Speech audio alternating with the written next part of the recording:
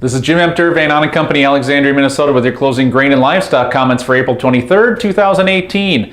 Corn market today up 1 to 2 cents. Soybeans down 6 to 8 cents. Chicago wheat down 1 to 2 3/4. Minneapolis down 7 to 12. Kansas City up a half to down 1/4 cent. So really kind of a mixed trade. Corn and Kansas City wheat firmer. The rest of the market's a little bit weaker out of the grain complex. When you look to beans, just kind of the outlook really kind of taking shape that we look for more acres. Kind of conclusion out of Brazil that their harvest is wrapping up.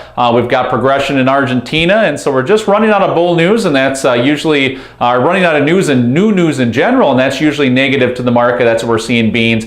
Minneapolis wheat, better planting outlooks, putting some pressure there. You know, one could argue the same thing a little bit in corn, but corn's got a safrinha corn story where we're a little warmer and drier in the second crop areas of Brazil, and that kind of aids in the support. Also kind of acknowledgement that we're behind in the corn.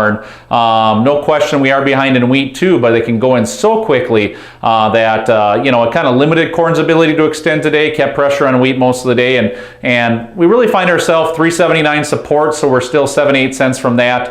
Around this 995 to 1007, so maybe most resistance there, and this wheat market in Minneapolis now only about a dime away from support there. So we'll kind of watch those trend lines, but really not much new to report on. We'll watch the planting progress this afternoon and move on from there. Feeder cattle up 127.5 to 210, live cattle up 95 to 237.5, hog market down $1 to 195 lower.